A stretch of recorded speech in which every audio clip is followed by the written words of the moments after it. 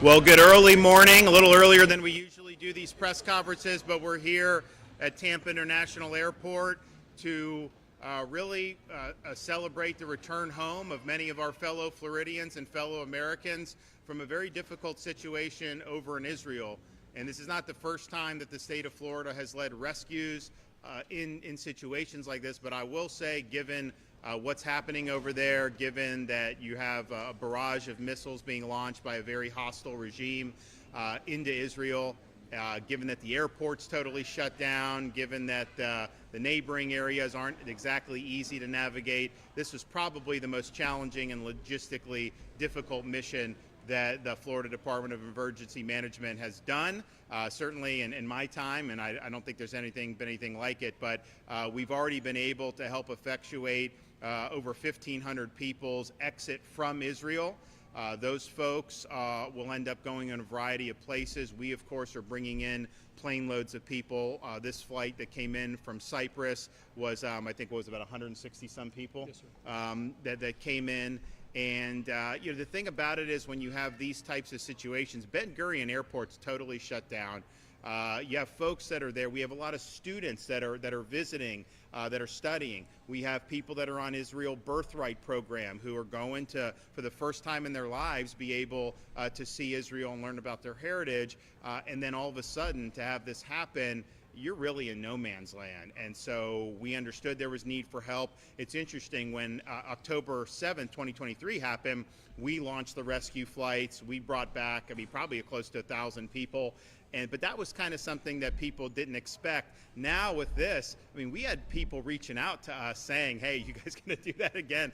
And we did. We got involved in it very quickly and were able to bring back, and people coming back very, very appreciative to just be back and be safe and sound. And it's just the type of thing where the danger, look, Iron Dome is great. It doesn't stop every rocket. that's just the reality. And there is damage being done in the state of Israel because of what Iran's doing. And so, but then you just have, we have young kids. It's tough to just deal with that situation, even apart from the danger. So everyone was really appreciative. And so I want to thank, we have Kevin Guthrie from the Florida Division of Emergency Management here.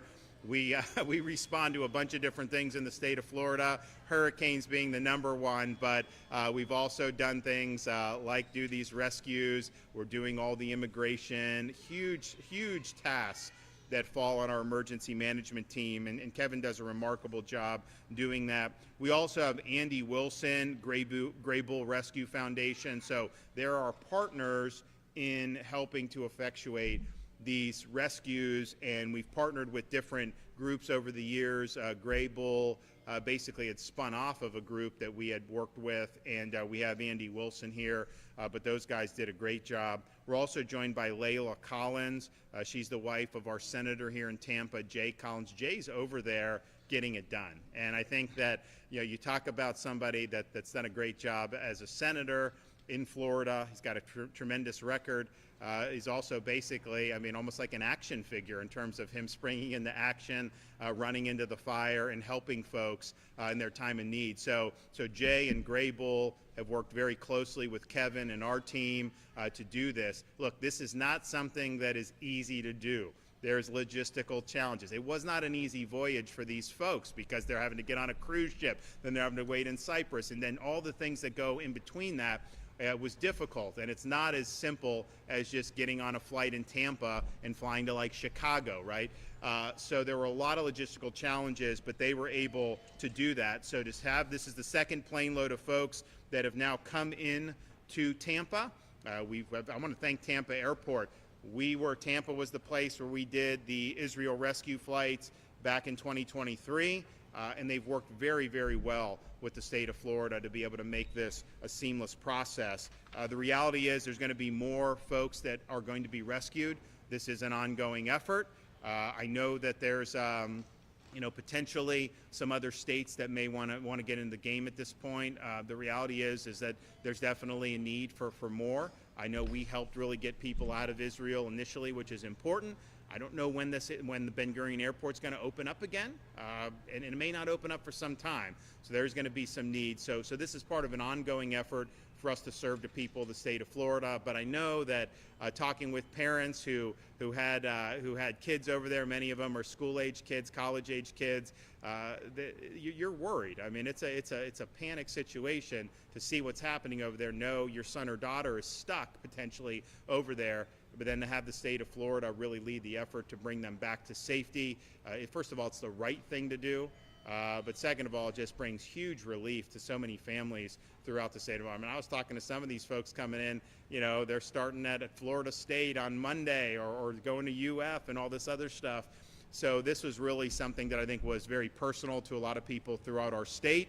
And I think people should be proud that you have a state that when they see a problem, when they see a challenging set of a challenging mission, that we don't shy away from it and pass the buck. We step up and we lead and we get the job done. So expect more of these to happen.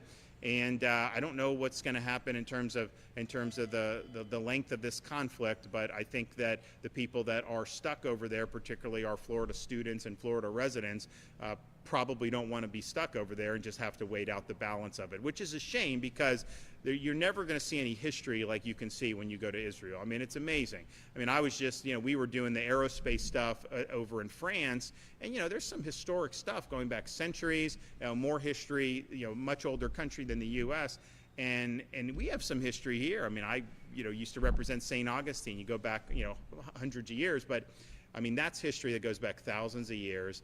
It's really been the foundation for Western civilization.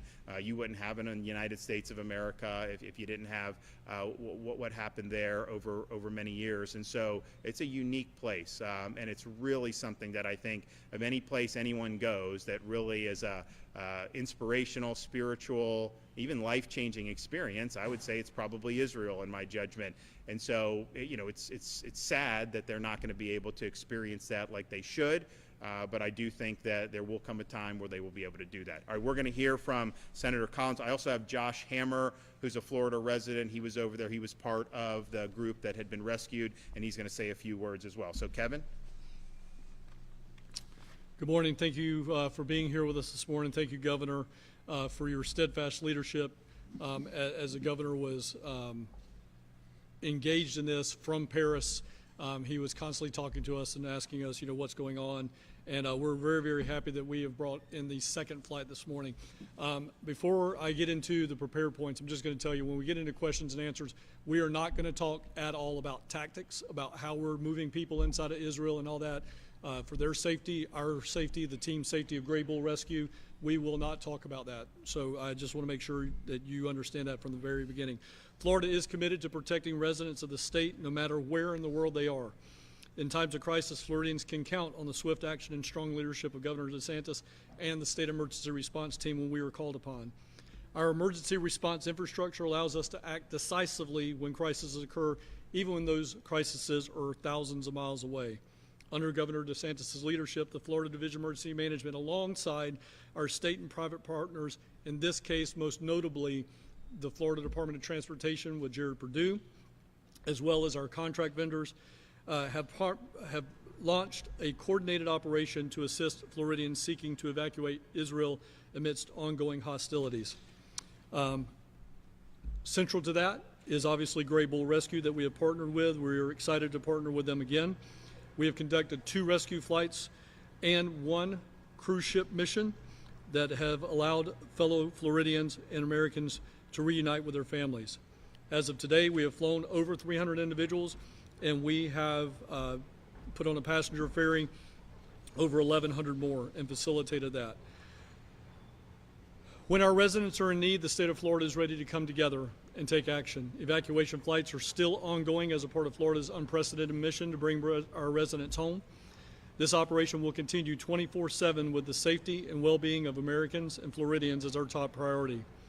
Again, I want to extend my gratitude to the brave team members on the ground, which include Senator Jay Collins, Gray Bull's CEO, Brian Stern. They have been there for about 5 days, about 120 hours, give or take, and they have had very, very little rest. Gray Bull and our state private partners have just done yeoman's work, but I also want to call out 2 of my staff specifically, My staff has been doing a great job. There is obviously a 7-8 hour time difference depending on what country we're dealing with to get individuals out, and they have been working literally 24/7. So I want to make sure that I give a call out to my Deputy Executive Director, Keith Pruitt, who is former Army as well and has an extensive history in the Middle East.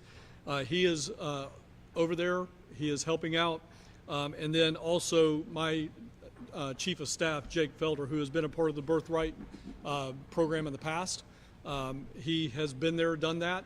He knows a lot of the ins and outs about it, and he has been forever, I'll be forever indebted to him for the leadership and the knowledge that he brings forward to this particular mission. Again, Florida stands with its residents. In peace and in crisis, we will always rise to the challenge. This is not just a rescue mission, it is a reflection of Florida's values of safety, courage, and resilience. Governor, again, thank you for your leadership that you do. I am super proud to carry out this mission. Okay, Josh? Just introduce yourself, tell them where you're from. Sure. So I did not expect to be here, of course. My name is Josh Hammer. I live in Hallandale Beach in the Broward County area, but I'm an editor at Newsweek. I host a show and write a weekly syndicated column. Did not necessarily expect to be in this position when my wife, my daughter, my father-in-law, and I flew to Israel about a week and a half ago or so. We were there to go to my wife's cousin's wedding. I was going to join part of a group trip, and you know, it kind of all went down the drains, of course, a little bit. And I guess just to kind of give you a little bit of a personal experience here, and then I'll talk a little bit about Gray Bowl and Florida and all that there. So we were staying in the center, in the broader Tel Aviv area when the IDF operation in Iran started last Thursday evening. And, you know, I kind of, as a political commentator, as an analyst, I kind of have done a lot of kind of Monday morning quarterbacking. Did I get it right? Should I have foreseen this coming? President Trump had given the 60-day deadline on negotiations.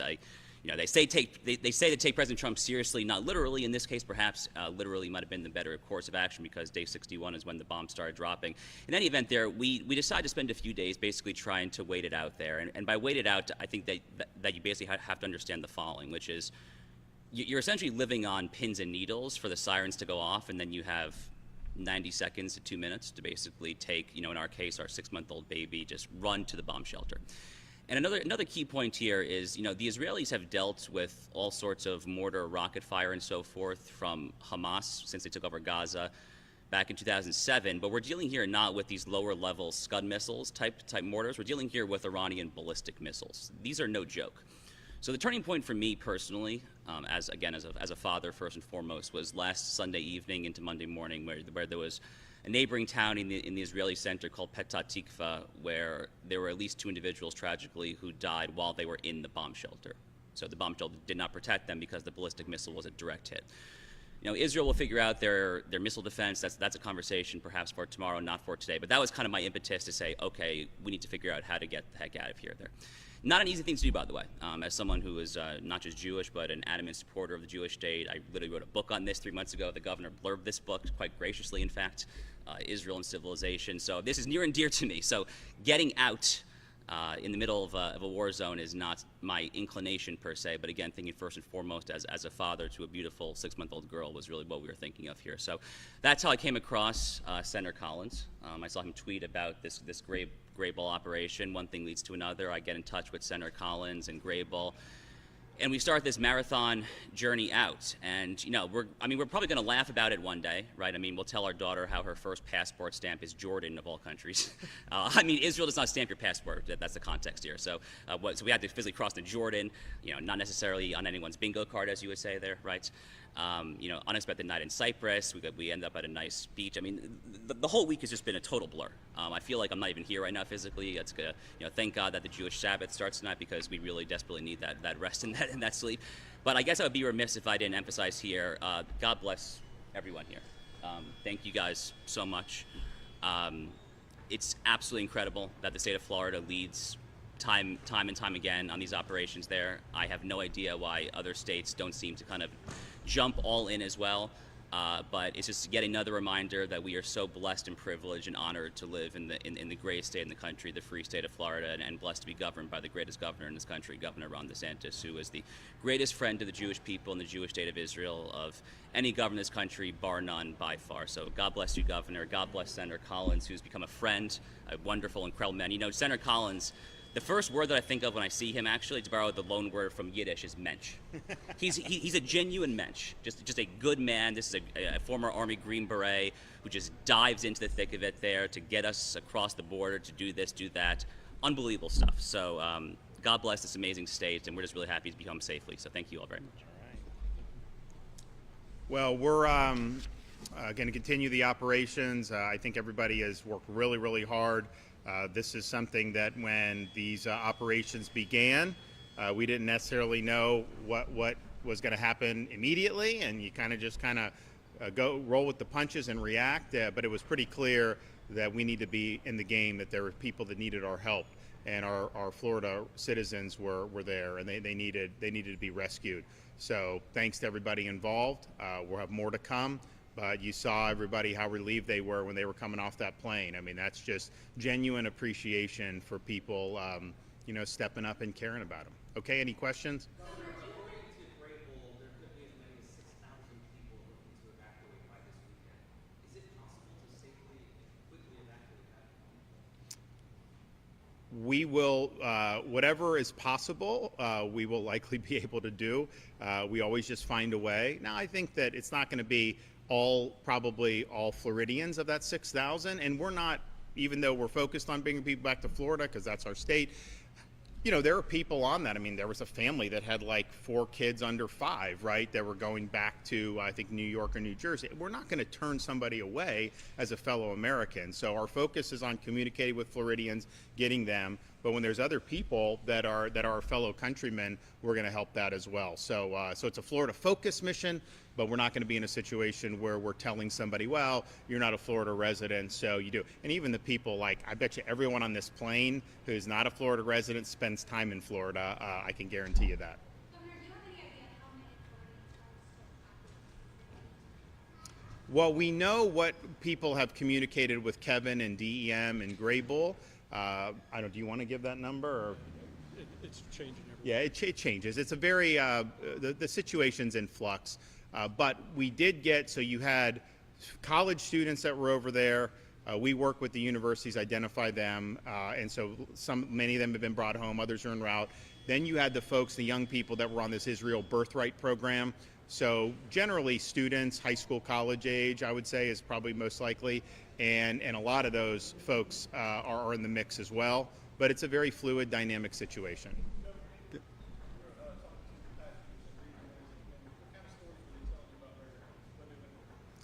Well, one, they were just thankful. Every one of them, genuine gratitude. I mean, it was not, this is not for the cameras. Like, these folks had a sense of relief. They were in a difficult predicament, and they were very, very thankful that the state of Florida had their back. They were thankful for people like Senator Collins. They were thankful for Grable. And just that genuine appreciation was something, you can't fake that. I mean, that was real. And it was just the sense that they were in a difficult situation. And particularly when you have young kids. I mean, Josh is talking about a 6-month-old. You saw some of these other kids. That changes the dynamic in terms of how you view these things when you're in a difficult situation. If it's just you, that's one thing. But when you start talking about having somebody that's 2 years old, 6 months old, 5 months old, or 5 years old, you are going to do whatever you can to get them to safety. And so I think particularly for the families, there was just a real sense of relief. They don't have to worry about making sure their 4-year-old is ducking for covering when the sirens go off. Governor, you talked a little bit about a difficult situation. I know you mentioned when you talk about tactics, but what is the relationship with DEM and Grable been like? How easy has it been? How difficult has it been to get these people out? Well, DEM and Grable, I mean, we're obviously, we chose them to be leading this. They're doing a great job. I would say that it's not, look, it's just a difficult situation, right? When that airport is closed, you have limited options at that point. And so a lot of these folks went to Cyprus and then flew direct from Cyprus. So it's just logistically challenging, But I do think that we have had cooperation with the Israeli government, and they've been really good partners in this. And look, this isn't our first rodeo, right? I mean, we did this after October 7th, 2023. We were able to bring back many hundreds, close to 1,000 folks, mostly from Florida, but again, not all. There were people from all over who were just in a really difficult pickle, and we're really glad to have some relief. So I would say, it's, as I said in my opening remarks, the most logistically challenging rescues we have done. We've done them in Haiti, we've done them in Israel, but just because it's, Hamas was one thing, and that was obviously bad. But when you have the Iranian mullahs, the number one terror state in the country, in the world, firing all these barrage of missiles, you also know that, I mean, we know the neighborhood, right? And like, we could say we have good relations with the Jordanian government or whatever, but it's not exactly the preferred course for some of the folks who are having to flee there. So there's just those challenges, but I think everyone's worked well together. I think the Israeli government's worked well with us, and I think that certainly Gray Bull has done well. And these folks, I mean, you saw some of them come in, they've got Gray Bull stickers on now. They probably didn't know what Gray Bull was a week ago, and now they're wearing Gray Bull stickers. And so I think that that's something that's very, very meaningful. And I will say also, a lot of genuine appreciation for the state of Florida, for Kevin and Florida DEM, and for our office, which we appreciate. But I'll tell you, a lot of those folks are like, thank God for Senator Jay Collins, that he was really mover and shaker and not afraid to go into to difficult situations to be able to help his fellow Floridian and fellow Americans. And you saw that for sure. Well, it's not for me to ask. I think other states can do what they want. And I will say, the reality is, when you're talking about this conflict opening up in Israel, there's only certain states where you're likely to have a critical mass of people from. That's just the reality. Florida, we're near the top of the list, if not the top of the list, partially, just based on our demographics. And it's not just folks that are Jewish. I mean, we had a Christian church group that was over there. As I said, I mean, you're never going to see more historic sites to be able to go and just open the Bible and you can point to what's being put in the Bible. I mean, it's really incredible. And if you haven't done it, you should definitely do it. So to be able to see those sites. So we have church groups. We have young Jewish students who are on this birthright. Some of our Jewish students who are studying abroad, and students who aren't Jewish who are over there in Israel. And it's just really, really a big deal to be able to play a role in helping them out. So I'm thankful for folks springing into action. This is not easy to pull off. I mean, I can tell you the way government operates in some situations, it's not easy. Some states may not have a critical mass, and then other states just may not be able to handle emergency response the way we do. And for good reason. I mean, we need to do more emergency response in Florida because we have to face more emergencies given our tropical climate and geography. And so I don't begrudge some state maybe in the middle of the country that doesn't have Kevin's operation in place. If our administration was in the middle of the country and not in Florida, we would have a different emergency management footprint. But we've really leaned into the mission here in Florida across a wide variety of instances. And Florida DEM, I mean, they've been involved in everything from hurricane response, they've been involved in illegal alien transport, they've been involved in rescues. Anytime we have, they were involved in people that got the monoclonal antibodies during COVID. We set up these mobile clinics. That was Florida Division of Emergency Management that did that. That wasn't the Department of Health. The Department of Health staffed it, but these guys were there getting it done, and we were putting up sites within 24 hours, I think, at the time. And you could talk to people to this day. People come up to me and say, if it wasn't for that monoclonal, they don't know that they would have made it. So it is a testament, I think, to what we've been able to do in Florida to have really, really good professionals, very, very much. And Kevin, to his credit, he never says we can't, right? Like that. He knows, don't tell me you can't. He knows, find a way to do it. And so I don't even have to tell him. He just knows, okay, here's the mission. It may not be a straight line. It may not be easy, but we will find a way to get the job done. And that's really, I think, the can-do attitude you need. And if you had that attitude, in every government agency around this country, people would have much more confidence in their state, local, and federal governments. And so I just appreciate seeing it in action yet again. And we were doing the start of hurricane season. Kevin and I did a press conference, and I said, I hope for Floridians, I hope this is the last time you see us on camera together for the rest of hurricane season, because we don't want to have any more hurricanes, particularly on the west coast of Florida. We need a breather. It'd be nice to have that 10-year breather that we had last decade from 06 to 2016. But here we are again. And we have an emergency situation that we're responding to. So hopefully we'll get everybody back safely. Hopefully this conflict will be resolved favorably. And hopefully at that point, everyone will be able to enjoy July, August, September, October without having to see Kevin Guthrie on TV with me giving updates about the latest emergency. So thanks everybody that's been involved, and we'll continue to provide updates as more people are rescued. Thank you.